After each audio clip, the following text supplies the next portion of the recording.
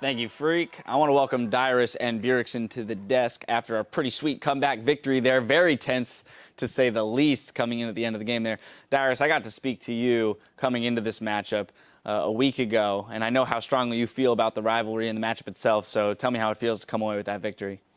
It was insane because going into the match, I see all this hype and I see all this stuff, and I just really want to beat them. I'm like, screw these guys. But then after beating them, every time we've beat them, I actually feel bad for them because this time around I felt like they were actually the better team, but we just performed better on stage.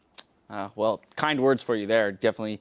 That has to make it sweeter, though, knowing that the rivalry and the team play by both sides is at one of its all-time highest.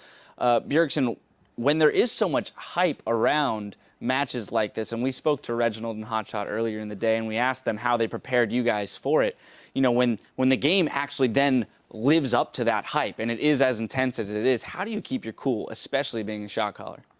It's obviously really hard, especially when you get behind in the early game. Like, you really don't want to lose a match that is this hyped and matters so much. Like, no one wants to have pink hair, obviously, but I think it just comes with experience. Like, we've all lost a lot of games. We've all lost a lot of games, like, on the competitive stage, and you just learn to kind of keep your head cool because you realize it is really important as to show this game. It's just super important to keep your head cool. Well, let's be honest. You're not at least a little excited to see Reginald with pink hair now?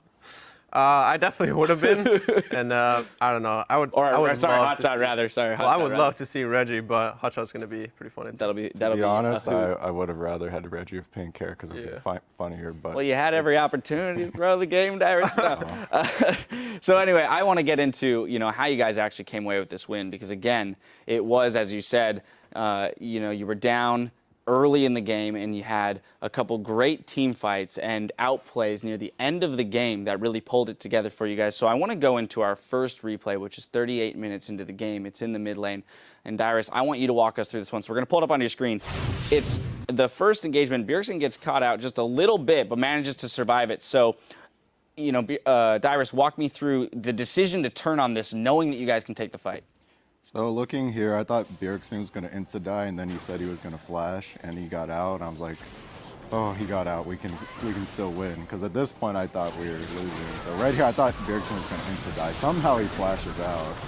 Like, Link barely missed that, and now the fight's good for us. Because now we can just hit Smithy, and Zion's, like, on me. He's not really going on Turtle because he can't. And then our positioning is just, I don't know, like spread out, and then I kind of like go in on their back line, and then they're on Zion, so it's tank for tank right now. Double's kind of choosing between me or our front. He wanted to kill Bjergsen because he's the biggest threat on our team, but then we have Turtle also.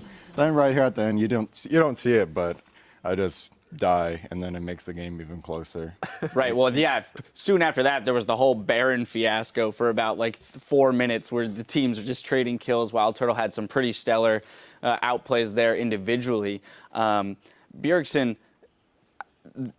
the mid lane was a huge matchup here, and we spoke about it a lot going into the matchup, just between you and Link being two top performers in the mid lane.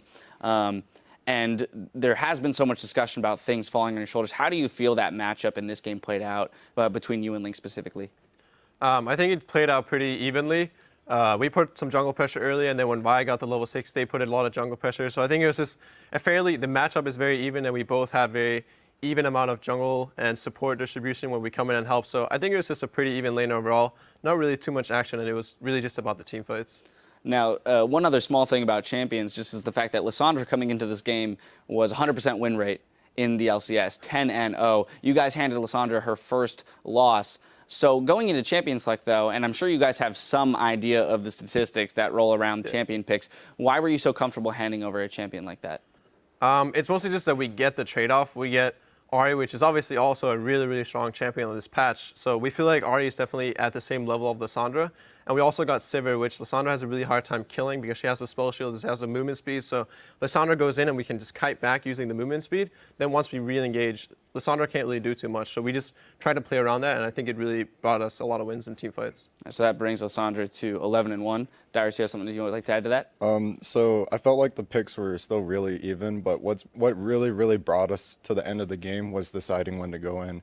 for example, at Baron, we could have went in, you know, suicided Santorin and maybe have gotten Baron, but then we didn't do that. We could have went in on Dragon at one time when it was like, there's a bunch of bad times we could have went in where we usually would have went in and lost, but I think our tolerance and, you know, Bjergsen calls to like draw out towards the end of the game really, really brought us in. I do want to look at our second replay then, because it's specifically, I want to get your thoughts, Bjergsen, on where the calls came from. We're going to pull the final fight of the game up, because this was a very intense moment around the 5th Dragon, knowing that you guys couldn't give it up.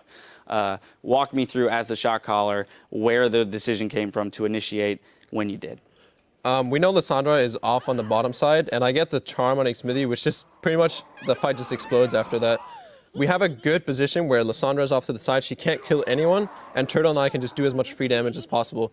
Sure, Nar gets the engage off, but Lissandra is so far away, it doesn't matter. She's getting zoned by Annie, so we're not really too scared of anything here. And Sivir at this point does a lot more damage than Corki, especially since Corki went for the QSS upgrade, the Scimitar. So at this point, our team fighting is just superior through comps, and we knew Lissandra wouldn't be able to do as much damage to us. Doublelift overchases a little bit, we get CCs on him and clean up the fight. Fabulously played out fight there. You guys are able to run down the mid lane, you know, ward off the 2 defenders, take the victory.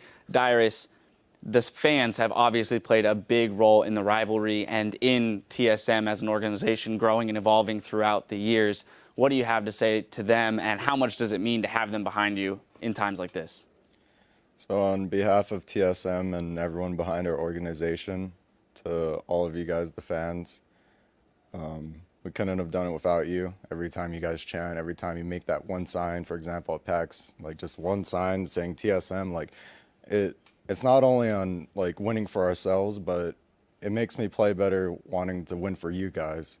And it becomes really, really personal in that kind of matter. And I just want to win for you guys and make you guys happy, make my teammates happy. And thank you very much. Well, this game lived up to the hype in all regards, and a huge congratulations on a hard-fought victory for you guys in securing that first place slot. Congratulations again. Thank you for joining me here on the desk. We've got to take a quick break, but after these messages, we'll head back into the action with Gravity versus Team Liquid. Stay with us. The NALCS continues after this.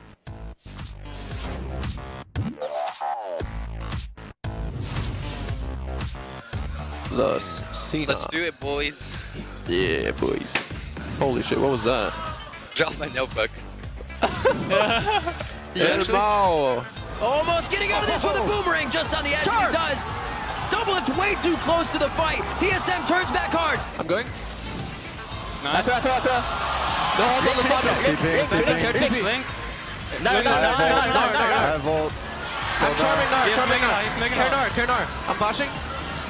He has ult. I'll ult him. Alright, Corki and Vi still alive. You guys need to kite I have charm. them. We're fine. Can we go on this? Yeah, I want to walk on this. Walk up. Sign stop. I'm going on this? Yeah, go. What the